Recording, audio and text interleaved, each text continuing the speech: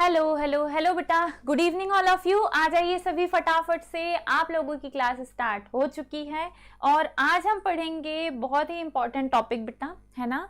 आज हम पढ़ने वाले हैं ग्राफीय विधि से, यानी कि वेग समय ग्राफ की हेल्प से गति के समीकरणों का निगमन। गति के 3 समीकरण हैं और तीनों समीकरणों को हम निकालेंगे। आई होप सो आप लोगों तक लिंक पहुंच गई होगी। इफ यस तो फटाफट से आ जाओ, है ना। फटाफट से आ जाइए, जुड़ जाइए ताकि हम क्लास को स्टार्ट करें। चलिए जी, सब बढ़िया है, सब ठीक है। अगर सब ओके है तो थम्स अप कर दो। सर ने शायद देखा नहीं है अभी तक कि क्लास स्टार्ट हो गई है, तो मैं ही लिंक डाल देती हूँ तुम लोगों को ताकि आप लोगों तक लिंक पहुँच जाए। या सर अगर देख रहे होंगे तो सर प्लीज़ डाल दीजिए, क्योंकि मेरे तरफ ये ओपन नहीं है ना, टाइम लग जाएगा।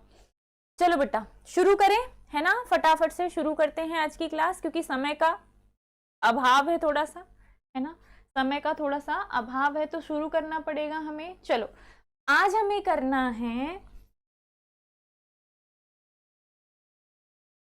वेग समय ग्राफ, या जिसे कहा जाता है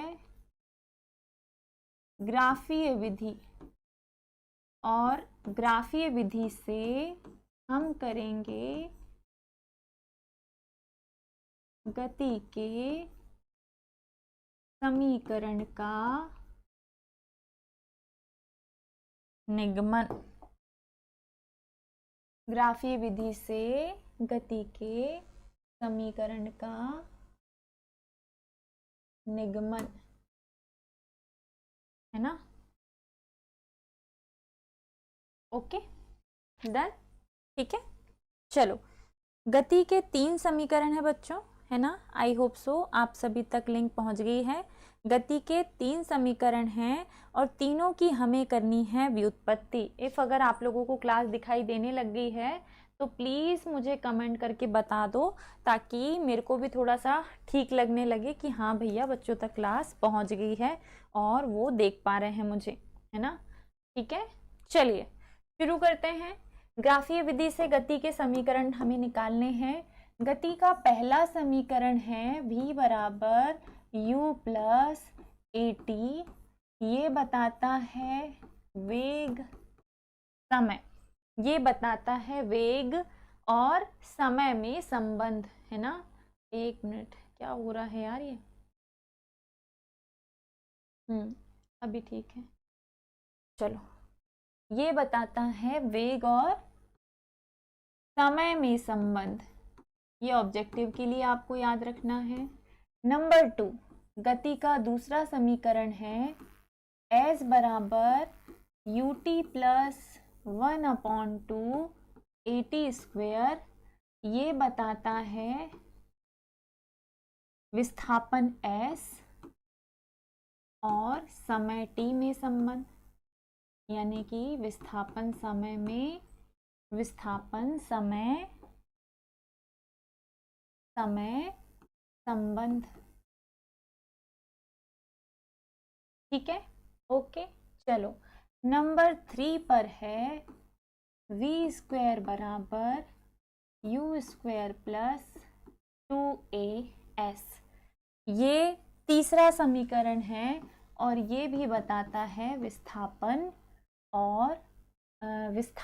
और त्वरण में संबंध, है ना। समय नहीं है बेटा इसमें।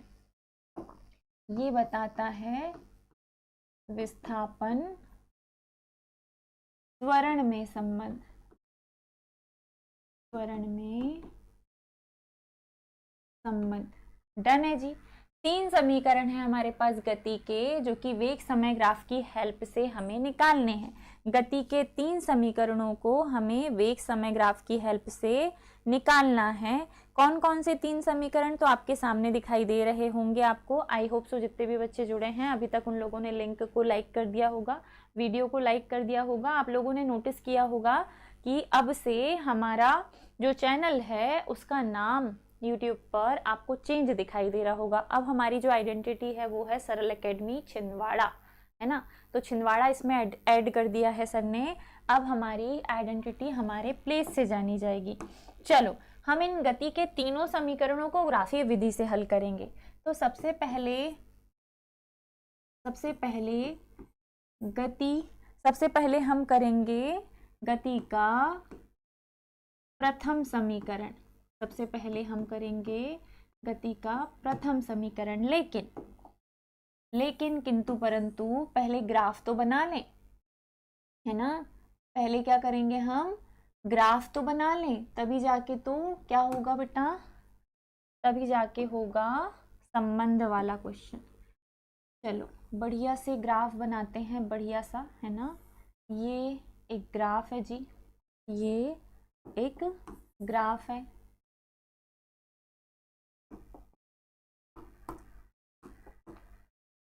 ये है बेटा एक्स अक्ष, ये है बच्चा वाई अक्ष। ये जीरो वाली कंडीशन, एक्स पर अक्ष पर लिया गया है समय को, और समय होता है टी। वाई अक्ष पर लिया गया है वेग को, और वेग होता है v। वेग और समय जो है, इन दोनों का ढाल जो है, मान लो प्रारंभिक बिंदु A से किसी वस्तु ने चलना, किसी कण ने चलना शुरू किया। प्रारंभिक बिंदु A से कोई कण चलना प्रारंभ करता है, तो जहाँ से कण ने चलना प्रारंभ किया है उस बिंदु का नाम हम दे देते हैं A। A से वो चलना प्रारंभ किया, और प्रारंभ करने के बाद वो पहुँच चुका है बिंदु B पर। कहाँ पहुँच चुका है बेटा, बिंदु B पर। A से कोई कण चलना प्रारंभ करता है, B पर पहुँचता है, तो वो एक समान त्वरण से चलता है, एक समान त्वरण से चलता है।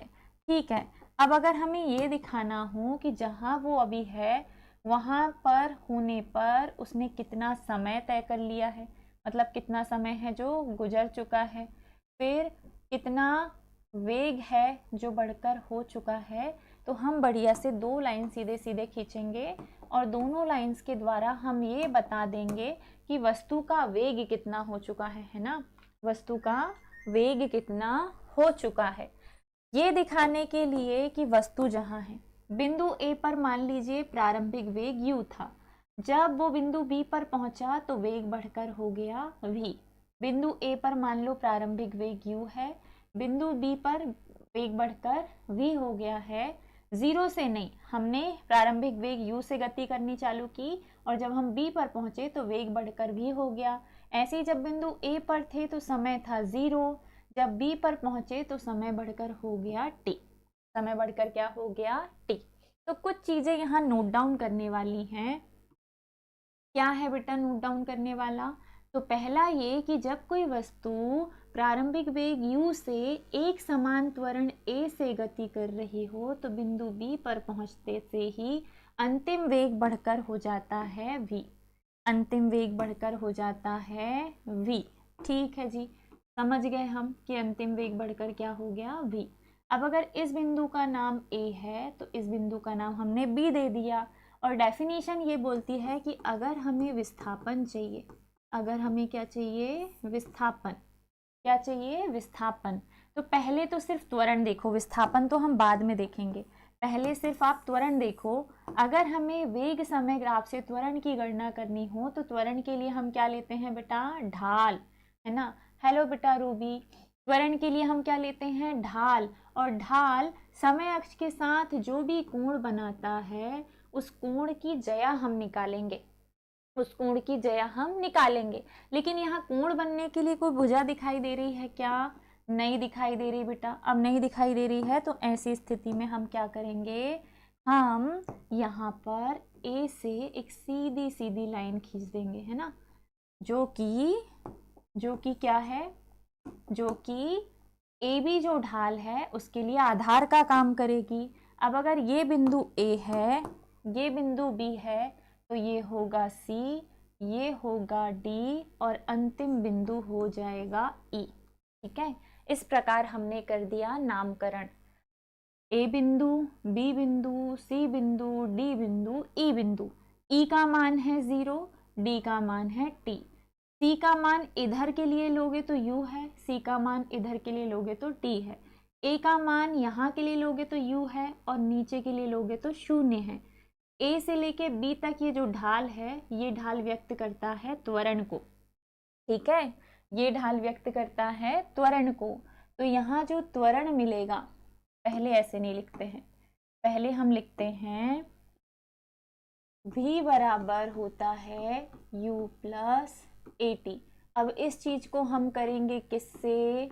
ग्राफीय विधि से। किससे बेटा? ग्राफीय विधि से। क्या ग्राफीय विधि से करना है? क्योंकि हम जानते हैं v बराबर होता है u plus AT। Oh sorry sorry sorry, ये नहीं होता, क्योंकि हम जानते हैं इतने दिन से पढ़ ही रहे हैं कि वेग समय ग्राफ का जो ढाल है वो व्यक्त करता है त्वरण। मतलब त्वरण चाहिए तो हमें चाहिए वेग समय ग्राफ का ढाल, जो कि क्या है? ढाल AB। अब ढाल AB का मान निकालना हो तो सूत्र होता है tan थीटा। tan थीटा का मान चाहिए तो सूत्र होता है लंब बटे आधार। लंब क्या है बेटा? लंब है BC, है ना। ढाल के लिए लंब क्या है? ये अगर ढाल है, यहाँ कोण बन रहा है थीटा, तो लंब है BC, आधार है AC। लंब क्या है बेटा? अतुल बेटा 11th की क्लास है। हेलो बेटा, ये 11th की क्लास है बेटा, है ना। 11th फिजिक्स पढ़ रहे हैं हम। आपको फिर से 11th पढ़ने की इच्छा हो तो बिल्कुल आप पढ़ सकते हो। चलो, लंब क्या है बेटा? BC। आधार जो है वो क्या है? AC है। आधार क्या है? AC। BC देखो कहाँ दिखाई दे रहा है? ये है बेटा BC। अब अगर इस BC का मान चाहिए तो B के सामने क्या है? V। C के सामने क्या है? U। V में से U को घटा दो बेटा। BC का मान चाहिए तो V में से U को घटा दो। और AC का मान चाहिए, AC। C का मान क्या है? T। A का मान क्या है? 0। मतलब T में से 0 को घटाना पड़ेगा। अब इस चीज को सॉल्व कर लेते हैं, है ना। इस चीज को हम सॉल्व कर लेते हैं जी, यहीं पे कर देते हैं ना, क्या मतलब अगले पेज पे जाने से। चलो, v माइनस यू तो छेड़ो ही नहीं, a बराबर v minus you. t minus 0 करेंगे तो क्या आ जाएगा? t आ जाएगा।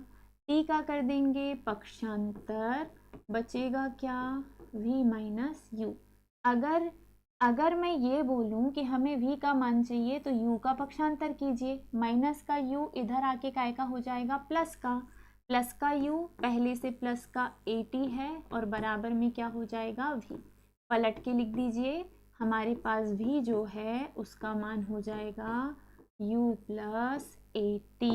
यही गति का प्रथम समीकरण है, दैट इज इक्वेशन नंबर 1। हम बोलेंगे यही ग्राफीय विधि से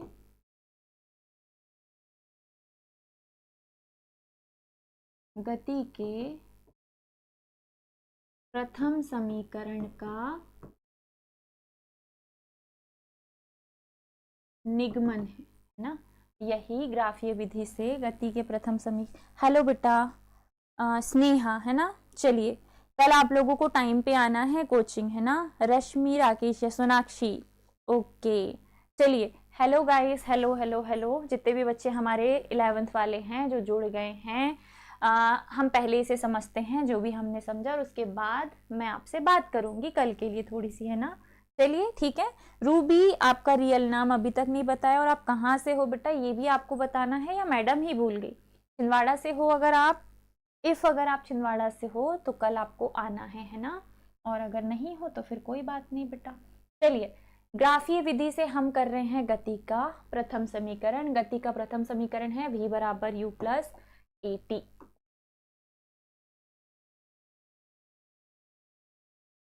ये है बेटा गति का प्रथम समीकरण।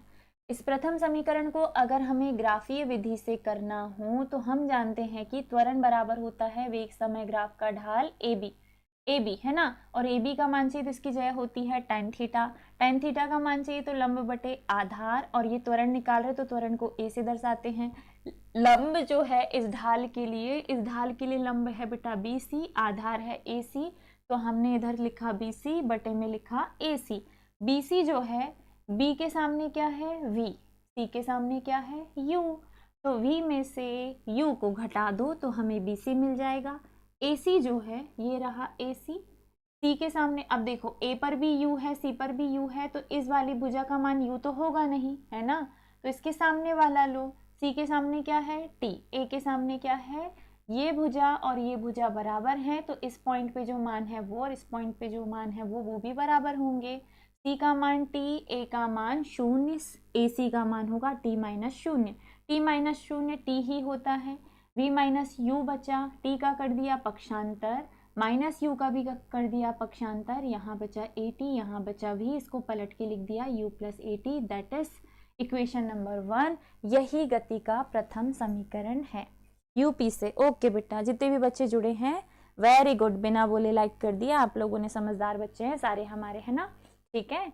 चलें आगे बढ़े बेटा, ये आ गया गति का प्रथम समीकरण। अब हम निकालेंगे गति का द्वितीय समीकरण। अब हम निकालेंगे गति का द्वितीय समीकरण। अगेन हमें ग्राफ की जरूरत पड़ेगी, अगेन हमें वही सारी चीजें करनी है ना, कोई बात नहीं, कर लेते हैं भाई, क्या दिक्कत है। ये एक रेखा और इसके बाद सिलेक्ट सिलेक्ट सिलेक्ट,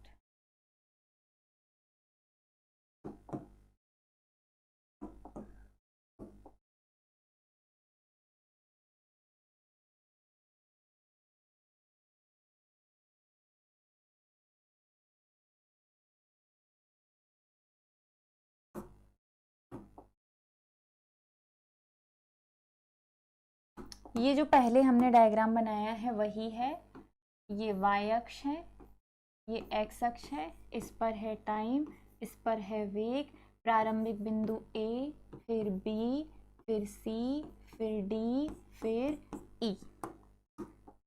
E पर 0 है, A पर U है, B पर वेग बढ़कर हो गया V, B पर वेग बढ़कर हो गया V, C का मान कुछ नहीं, C के सामने U है, और D का मान हो गया 0 से बढ़ के कितना T।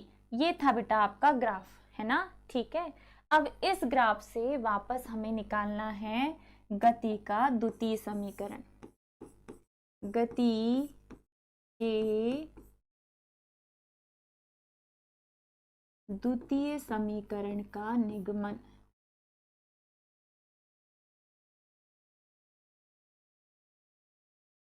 गति के द्वितीय समीकरण का निगमन।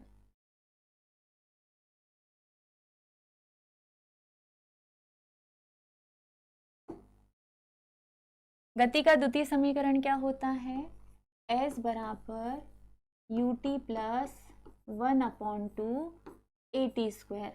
इसे हमें करना है किससे, ग्राफीय विधि से। और गति का द्वितीय समीकरण जो है वो किस में संबंध दिखाता है, विस्थापन और समय में संबंध दिखाता है। हम जानते हैं अगर हमें विस्थापन और समय में संबंध चाहिए तो हमने पढ़ा है कि विस्थापन जो होता है वेग समय ग्राफ द्वारा समय अक्ष से घिरे क्षेत्रफल से बराबर। वेग समय ग्राफ का समय अक्ष से घिरा क्षेत्रफल, अक्ष से घिरा क्षेत्रफल, यही क्या होता है बेटा, विस्थापन होता है, देना जी, है ना। वेग समय ग्राफ का समय अक्ष से घिरा क्षेत्रफल ही क्या होता है, विस्थापन होता है बेटा, है ना। चलो यहाँ तक आ गए हो तुम लोग।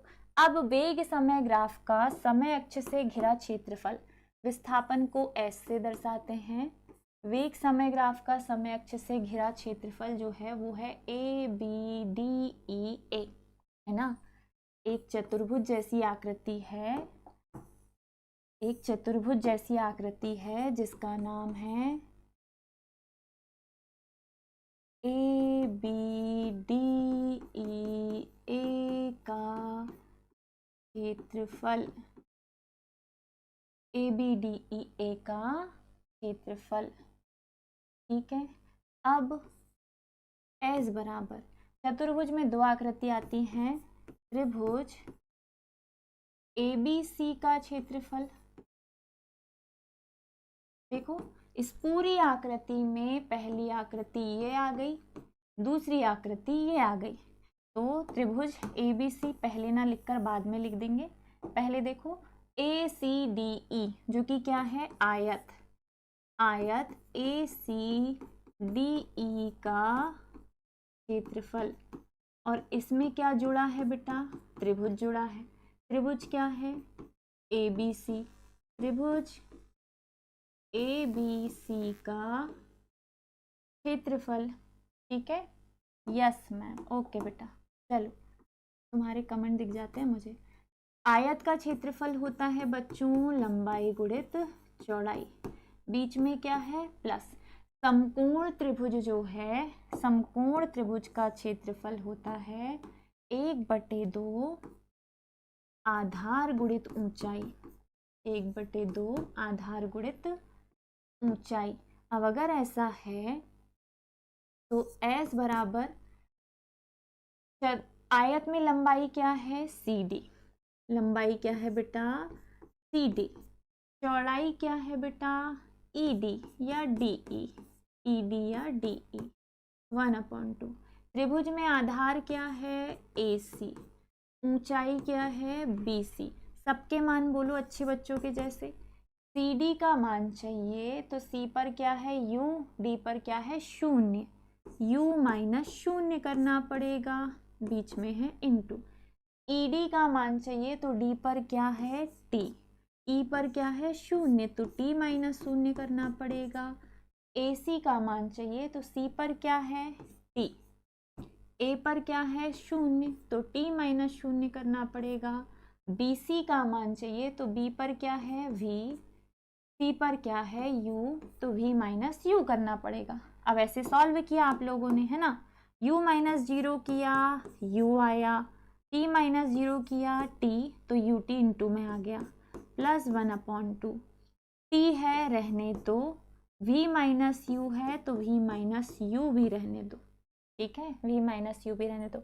इस समीकरण को अगले पेज पे लिख देते हैं कि S बराबर आया है UT plus 1/2 T V - U, है ना।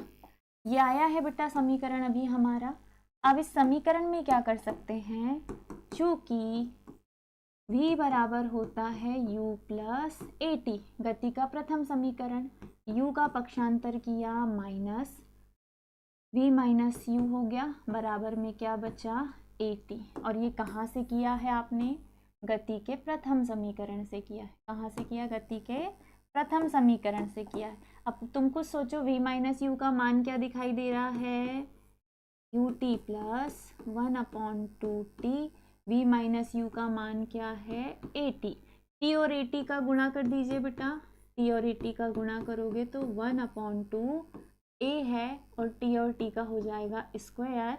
ये है गति का द्वितीय समीकरण, यही गति का द्वितीय समीकरण है। किससे, ग्राफीय विधि से। यही गति का द्वितीय समीकरण है। बढ़िया, आयत का क्षेत्रफल लो, त्रिभुज का क्षेत्रफल लो, दोनों का योग करो, दोनों के मान रखो, गुणा भाग करके जोड़ घटाना करके जो आएगा बच्चों वही होगा गति का द्वितीय समीकरण। क्लियर है आप लोगों को, बताइए जरा फटाफट से, क्या यहाँ तक आपकी सुई अटक रही है या समझ में आया। वीडियो में एक अच्छी बात होती है कि मुझे 10 बार मेहनत करने की जरूरत नहीं। तुम्हें अगर समझ में नहीं आया तो एक बार फिर रिवाइंड कर लो, वीडियो को फिर रिवाइंड कर लो। तो डबल से मैडम से मेहनत क्यों करवानी है, आप उस वीडियो को रिवाइंड करके देख लीजिए, आपसे बन जाएगा बेटा, है ना। मेरी भी एनर्जी बच जाएगी, कल के लिए मेरे को थोड़ी एनर्जी बचा के रखनी है अभी, है ना। चलो हो गया बेटा, यहाँ तक गति का द्वितीय समीकरण आ गया। क्या हम गति का तृतीय समीकरण करें, तो सेम डायग्राम बेटा, सेम डायग्राम, बस अब तुम क्या करोगे, ABCDEA इस पूरे को एक चतुर्भुज मान लोगे। इस पूरे को क्या मान लोगे, एक चतुर्भुज मान लोगे। ऐसे ये पूरा एरिया जो है वो एक चतुर्भुज है, जो कि है ABCDE, एक चतुर्भुज है। कौन सा चतुर्भुज है, समलंब चतुर्भुज। निकालना क्या है, गति का तृतीय समीकरण, सेम डायग्राम एक ही रहेगा, है ना, डायग्राम आपको बार बार नहीं बनाना। गति का तृतीय समीकरण होता है v स्क्वायर बराबर u स्क्वायर प्लस 2as, ग्राफीय विधि से निगमन, है ना। फिर वही चूंकि किंतु परंतु, चूंकि हम जानते हैं कि विस्थापन बराबर होता है वेग समय ग्राफ का, वेग समय ग्राफ का समय अक्ष से घिरा क्षेत्रफल, वेग समय ग्राफ का समय अक्ष से घिरा क्षेत्रफल। विस्थापन x, क्षेत्रफल पूरा घिरा हुआ क्या है, तो क्षेत्रफल पूरा घिरा हुआ जो है वो है एक समलंब चतुर्भुज जिसका नाम है A, फिर ऊपर B, फिर नीचे D, फिर E, इस पूरे का क्षेत्रफल। मतलब अभी आयत और त्रिभुज लिए थे ना, अब एक समलंब चतुर्भुज लेके सॉल्व करके देखते हैं क्या होता है। समलंब चतुर्भुज का क्षेत्रफल होता है 1/2 a plus B into H, ये सूत्र होता है 1/2। a जो है बेटा वो है, a और b जो है वो आमने सामने की भुजा, AE और BD आमने सामने की भुजा। a का मान a से याद रखो AE, B से याद रखो BD, ये दोनों आमने सामने की भुजा है। इंटू H जो होता है वो दोनों भुजाओं के बीच की दूरी होती है, और दूरी क्या दिखाई दे रही है हमें, ED दिखाई दे रही है। अब इनके मान बोलिए बेटा, AE का मान क्या है, AE, A पर क्या था U, E पर क्या था 0, B पर क्या था V, और D पर क्या था T, इतना ही था, है ना, इतना ही था डायग्राम में पिछले पेज में। तो AE का मान चाहिए AE का, तो A पर क्या है U, और E पर क्या है 0, U माइनस 0 प्लस BD, ये रहा BD, B पर क्या है V, D पर क्या है 0, है ना, तो V माइनस 0, बीच में क्या है इंटू ED, ये रहा भैया ED, T माइनस 0, क्या हो जाएगा बेटा T माइनस 0। ओके जी, ये दोनों प्लस में है तो आसानी से सॉल्व हो जाएंगे। 1/2 u काय का है प्लस का, v काय का है प्लस का, u माइनस 0 किया u बचा, v माइनस 0 किया v बचा, बीच में है प्लस, इंटू में t माइनस 0 हो जाएगा t। यहाँ तक आ गए तो इस डायग्राम को मिटा दो ताकि इसके आगे का सॉल्यूशन आप लोग कर पाए। अब हमें डायग्राम की ज़रूरत नहीं है ना, चलो बढ़िया।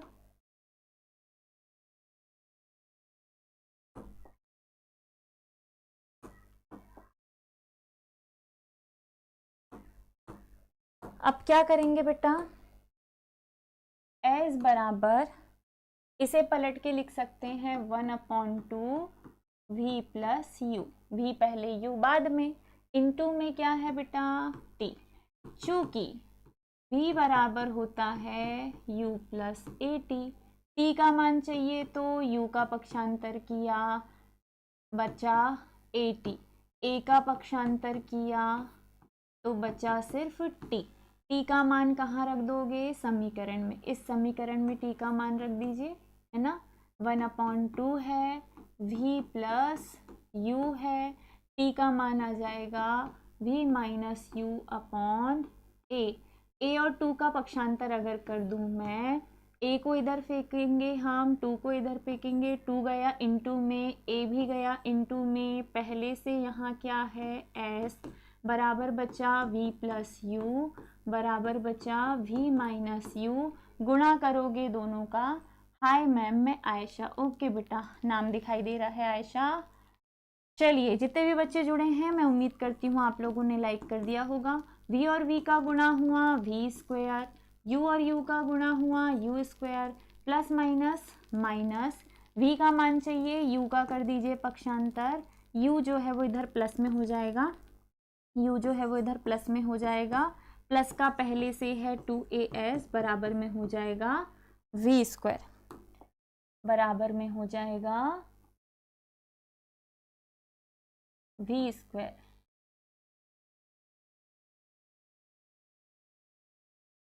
आई होप सो इतने में हमारा काम बन जाएगा। v plus u into T. हम जानते हैं v बराबर होता है u प्लस ए टी। तो माइनस कर दिया, इधर t का मान निकाल लिया। इसका मान निकाल लिया बेटा, t का मान निकाल लिया। चलिए जी, अब ये जो आया है ना,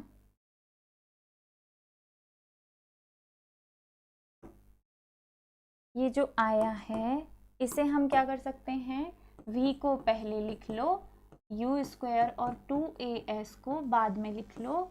यही गति का तृतीय समीकरण है ग्राफीय विधि से। अब अगर यहाँ तक आ गए हो तो प्लीज़ लाइक कर देना, है ना, टाइम हो गया है। एक बार और रिवाइज कर लेते हैं। हमने आज समझा है ग्राफीय विधि से गति के तीनों समीकरण का निगमन। ये तीन समीकरण जो हमें निकालने थे, ये वो डायग्राम जो हमने बनाया। हम जानते हैं कि वेग समय संबंध जो है वो गति का पहला समीकरण दिखाता है, जिसमें जो वेग समय ग्राफ का ढाल होता है वो व्यक्त करता है किसे, त्वरण को। अब अगर त्वरण चाहिए तो वेग समय ग्राफ का ढाल ए बी निकालना पड़ेगा। ए बी की जया होगी tan थीटा, tan थीटा का मान होगा लंब बटे आधार। लंब है बी सी, आधार है ए सी। बी सी का मान चाहिए तो बी के सामने v, सी के सामने u, v माइनस यू। ए सी का मान चाहिए तो a के सामने 0, सी के सामने t, तो आ जाएगा t माइनस 0। t माइनस 0 हो गया t, v minus U as it is, t का किया पक्षांतर हो गया ए टी, यहाँ बचा v माइनस यू। u का किया पक्षांतर, माइनस वाला प्लस का हुआ, प्लस ए टी है, बराबर में v है। v बराबर u प्लस ए टी जो है, ये है गति का प्रथम समीकरण। यही है गति का प्रथम समीकरण। क्लियर है बेटा यहाँ तक? डन। अब गति के प्रथम समीकरण की हेल्प से ही गति का द्वितीय समीकरण मिलेगा। लेकिन गति का द्वितीय समीकरण विस्थापन को दर्शाता है, जिसकी डेफिनेशन होती है कि विस्थापन जो है वो वेग समय ग्राफ का जो ढाल समय अक्ष के साथ जितना भी क्षेत्रफल घेरेगा, ये पूरा क्षेत्रफल होगा क्या, विस्थापन। पूरा क्षेत्रफल क्या होगा, विस्थापन।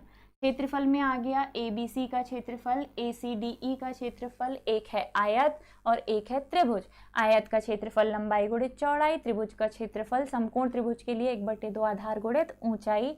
लंबाई है बच्चों सी डी, लंबाई है सी डी, फिर हो गया चौड़ाई ई डी, लंबाई सी डी, चौड़ाई ई डी, 1/2। ए सी जो है, ए सी का मान क्या है, तो ए सी का मान है ये ए सी, सी का मान टी, ए का मान है ई, ए का मान है ई, है ना। ये मिटा देती हूँ, ये अच्छा नहीं लगेगा, समझ ही नहीं आएगा तुम लोगों को डायग्राम। चलो यहाँ तक क्लियर है, ठीक है। चलिए ये मान सॉल्व करके जो तुम्हारा सूत्र आया, u में से 0 को घटाया u, t में से 0 को घटाया t, बीच में था इनटू, प्लस है 1/2, t में से 0 को घटाया t, v minus you. v minus you का मान निकालो गति के प्रथम समीकरण से। निकालने के बाद v माइनस यू की जगह ए टी आया, t और ए टी का गुणा किया ए टी स्क्वायर, यही गति का द्वितीय समीकरण है। ठीक इसी प्रकार आपने निकाला तृतीय समीकरण, सेम चीज, सेम डायग्राम, बस जो क्षेत्रफल है वो समलंब चतुर्भुज का रख दिया, जिसका सूत्र होता है दो समांतर भुजाओं का योग गुणित समांतर भुजाओं के बीच की दूरी यानी कि ऊंचाई। दूरी आपने ले ली दोनों भुजाओं के बीच की ए डी, इन दोनों का मान रख दिया, ए से ए ई, बी से बी डी। तुम्हें ये थोड़ा सा आसान करके बता रही ताकि डायग्राम में समझ में आ जाए। इसका मान रखा, इसका मान रखा, इसका मान घटाया, u घटाया, v बीच में है प्लस, इसको घटाया t, बीच में है इनटू, v को पहले u को बाद में लिख दिया, इनटू में t का मान हमने फिर गति के प्रथम समीकरण से निकाला, पक्षांतर खेल के जो मान आया उसमें 2 और a का इधर पक्षांतर किया, यहाँ v प्लस यू बचा है, v माइनस यू, इन दोनों का गुणा करोगे तो a plus B, a minus B बराबर होता है a square plus B square, sorry a square minus B square. तो यहाँ पे v का square plus minus minus u का स्क्वायर, माइनस वाले का पक्षांतर किया हो गया प्लस का, पहले से प्लस का 2as है, ये v स्क्वायर का मान है। यही गति का तृतीय समीकरण है। अगर यहाँ तक आप लोग आ चुके हैं तो मैं रिक्वेस्ट करूँगी कि प्लीज़ बेटा वीडियो को लाइक कर देना। बहुत आसान तरीके से मैं आप लोगों को फिजिक्स समझाने की कोशिश करती हूँ, इससे ज़्यादा इजी मेथड मेरे पास भी नहीं है, है ना। क्योंकि ये 11वीं है, आप लोग पहली बार पढ़ रहे हो, चीज़ें आपके लिए नई हैं, फिजिक्स, केमिस्ट्री, बायोलॉजी, मैथमेटिक्स, सब कुछ एकदम बर्डन सा लगता है। तो कई बार ही क्या होता है कि हमें ऐसा लगता है कि पता नहीं हम क्या पढ़ रहे हैं, लेकिन धीरे धीरे समझने लग जाओगे ना, तो आप लोगों को भी अच्छा लगने लगेगा, डेरिवेशंस में मज़ा आने लगेगा। इतना सारा पढ़ लिया आज हमने, है ना, कितना सारा, ये क्वेश्चन, फिर ये, ठीक है, यहाँ से शुरू किया था और आज की क्लास हमारी हो जाती है समाप्त। कोई डाउट हो तो आप पूछ सकते हैं। जितने भी बच्चे जुड़ गए हैं अभी तक और जो नए जुड़े हैं, प्लीज़ वीडियो को जितना हो सके शेयर कर दिया करो।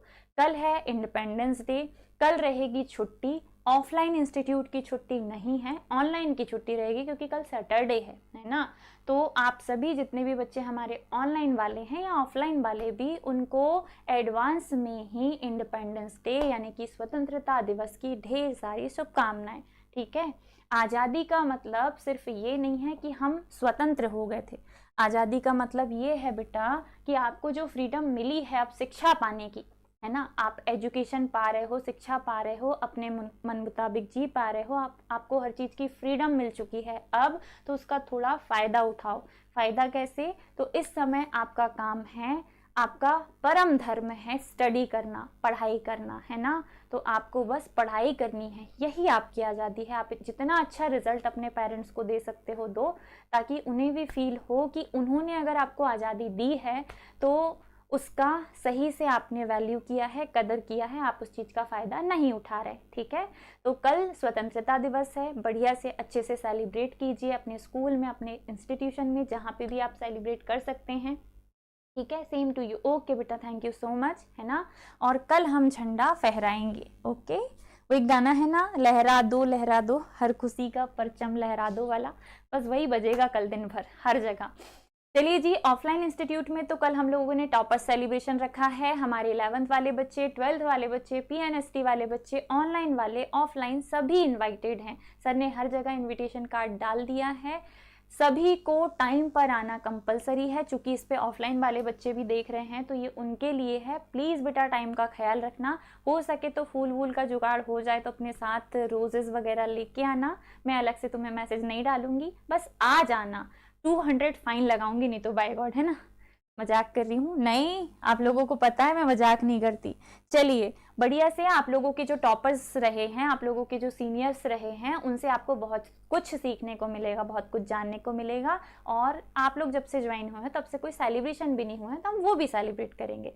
और बहुत जल्दी ही ऑनलाइन वालों के लिए भी देखते हैं कुछ करने का जो हो पाए। तो चलिए बेटा, अभी इसी लिंक पे नेक्स्ट क्लास होगी केमिस्ट्री की, केमिस्ट्री में वापस से आ जाइएगा। बाय गॉड, आज का शेड्यूल इतना बिजी है, अभी मुझे बैक टू बैक क्लासेस लेके एक जगह इनविटेशन में भी जाना है और फिर सुबह की भी प्रिपरेशन करनी है, तो मैडम के पास बिल्कुल टाइम नहीं। अभी 12th के भी लेक्चर्स है मेरे 2। तो बाय बाय, टेक केयर, ख्याल रखिएगा अपना।